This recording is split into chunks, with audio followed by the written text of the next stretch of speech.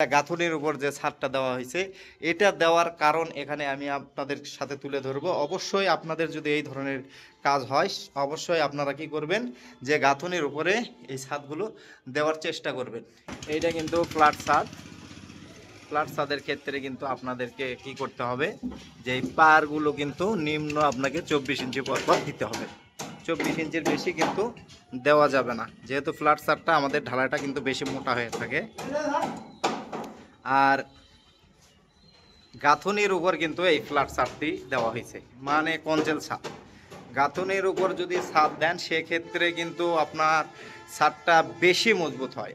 আর এখানে যে গাঁথুনির উপর ছাদ দেওয়া হয়েছে সেটার কারণ কি, আমরা কিন্তু বেশিরভাগ ফ্ল্যাট ছাদগুলো আমরা কলামের উপরে কিন্তু দিয়ে থাকি, এবং কলামের উপর দেওয়ার কারণে কিন্তু ছাদটা অনেক সময় দেখা যায় যে আউটসাইডে যখন গাঁথুনিগুলো করা হয়, এই আউটসাইডের গাঁথুনি যখন করা হয়, এই গাঁথুনিগুলো কিন্তু হয়তো ফেটে যায় অনেক সময়, যেহেতু ছাদের নিচ থেকে ঠেকে দেওয়া হয়, সেই জন্য কিন্তু অনেক সময় আঁশ ফাটার মতো হয়ে যায় এই কোনাগুলো দিয়ে।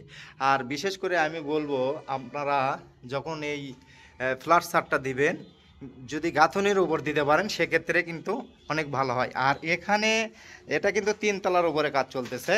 3 তলার উপরে এটা গাঁথুনির উপর যে ছাদটা দেওয়া হয়েছে, এটা দেওয়ার কারণ এখানে আমি আপনাদের সাথে তুলে ধরবো। অবশ্যই আপনাদের যদি এই ধরনের কাজ হয়, অবশ্যই আপনারা কি করবেন, যে গাঁথুনির উপরে এই ছাদগুলো দেওয়ার চেষ্টা করবেন।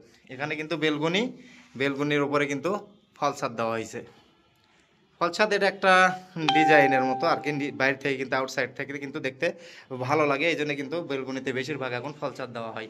আর গাঁথুনি করে ছাদ দেওয়ার উদ্দেশ্যটা হচ্ছে কি, আমাদের এই বিল্ডিংটা কিন্তু, যাই হোক আমরা 3 তলার এই কাজটাই নিছি, এখানে কিন্তু নিচ থেকে যে কাজটা করে আসছে, আমার মনে হয় এটা ইঞ্জিনিয়ারের ড্রয়িংয়ে কি কি সিস্টেম করছে বা মালিক কি সিস্টেম করে নিয়েছে, এটা আমাদের যাই হোক দেখার বিষয় নাই, কিন্তু এখানে গাঁথনির উপর ছাদ দেওয়াটার বিষয়টা আপনাদের সাথে তুলে ধরতেছি এই কারণে, যে আপনারা অবশ্যই যে যখন দেখবেন যে কলম, আপনার যে বিল্ডিংয়ের যে কলমগুলো উঠানো হয়েছে, এই কলমটা যদি বিল্ডিং থেকে দেখা যাচ্ছে যে আমার ছাদটা দূরে যাচ্ছে, মানে কলম থেকে ছাদটা যখন দূরে যাচ্ছে, যেমন এখানে কলম আছে, এখানে কিন্তু ছাদটা 3 ফিট দূরত্বে আছে।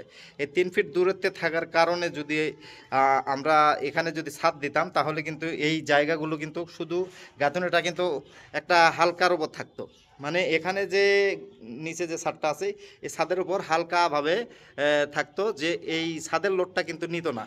আবার অনেকেই হয়তো মনে করবেন যে গাঁথনি এক্সট্রা দেওয়াই তো ভালো ছিল, এই ছাদটা যে বাড়তি আছে এই ছাদটা কিন্তু গাঁথনি লোড নিত না, বা আপনার ছাদটা ক্লিয়ার থাকতো। অনেক সময় অনেকে অনেকভাবে মন্তব্য করেন, আসলে তা না। কথা হচ্ছে যে এখানে যখন কলম আপনারা উঠেইছে, এই কলম উঠানোর পরে যে ছাদটা আমরা ফ্ল্যাট ছাদটা করছি, এটা যদি গাঁথনির উপর করা হয়, গাঁথনির উপর যদি ছাদ দেওয়া হয়, সেক্ষেত্রে কিন্তু আমাদের কি হবে, যে এই গাঁথনিটার উপরেও কিন্তু আমাদের লোড ভালো আসবে। লোড বলতে কি, এই ছাদের লোড যদি নাও হয়, এই গাঁথনি কিন্তু উপর থেকে টেনে ধরে থাকবে, এই ছাদের সাথে উপরে টেনে ধরে থাকবে। এই কারণে যাতে আমাদের এই গাঁথনিটা এই জায়গাগুলোতে আঁশ ফাটা কোনোভাবেই হবে না, মানে ছাদের এই জায়গাগুলোতে কখনোই আঁশ ফাটা হবে না। আর আরেকটা কথা হচ্ছে যে, হয়তোবা আপনারা দেখতেছেন যে এখানে কিন্তু পলিথিন দেখা যাচ্ছে, পলিথিন যেন গাঁথনির উপরে না থাকে সেই সিস্টেমে কিন্তু আপনাকে পলিথিনটা দিতে হবে। পলিথিন কোনোভাবেই গাঁথনির ভিতর যাওয়া যাবে না। আমরা 2 সাইডে পলিথিনটা সুন্দর করে গাঁথনির 2 সাইডে কেটে দিছি, মানে এখানে এক সাইডে কাটা হয়েছে, দেখেন কিছু কিছু পলিথিন কিন্তু বের হয়ে আসছে। আবার এই পাশে কিন্তু আমরা 2 সাইডেই পলিথিনগুলো সুন্দর করে কেটে দিছি, যাতে 1/2 ইঞ্চি করে গাঁথনির উপর থাকে, যা আমাদের মশলাগুলো যেন এই ফাঁক দিয়ে যে পানির ধারণাটা কম আসে, খুব বেশি যেন না আসে, সেই জন্য কিন্তু আমরা পলিথিনটা 1/2 ইঞ্চি গাঁথনির উপর উঠায় রাখছি। আর আপনারা যখন ফ্ল্যাট ছাদগুলো করবেন, অবশ্যই কলাম থেকে যদি আপনার ছাদটা দূরত্বে থাকে, সেক্ষেত্রে আপনাকে কিন্তু আগে গাঁথনি করে নিয়ে তারপরে ছাদ দিবেন, তাহলে আপনার কাজটা কিন্তু ভালো হবে। যেমন আমরা এখানে করে নিছি, এটা কিন্তু যাই হোক বেশিরভাগ করে মিস্ত্রিকে দায়িত্ব নিতে হবে। মিস্ত্রিকে দায়িত্ব নিতে হবে এই কারণে যে মিস্ত্রিকে বলতে হবে, মালিককে বলতে হবে যে এইভাবে ছাদ দেন, তাহলে আপনার কাজটা কিন্তু অনেক ভালো হবে এবং কাজটা সঠিক হবে, আপনার বিল্ডিংয়ের লোডটা ভালো নিয়ে থাকবে। এই পাশেও যদি আমি দেখাই, যাই হোক এই পাশে আমাদের শাটারিংটা মোটামুটি খোলা হয় নাই, এই সাইডে একটু বাদ আছে। এই সাইডটাও কিন্তু আমাদের এইরকমভাবে দেওয়া হয়েছে। এখানে দেখেন কলমটা আছে, কলম থেকে কিন্তু গাঁথুনিটা ছাদটা কিন্তু বাড়তি হয়ে গেছে। বাড়তি হওয়ার পরে কিন্তু এখানে গাঁথুনি করে আমরা ছাদটা দিয়ে আসি।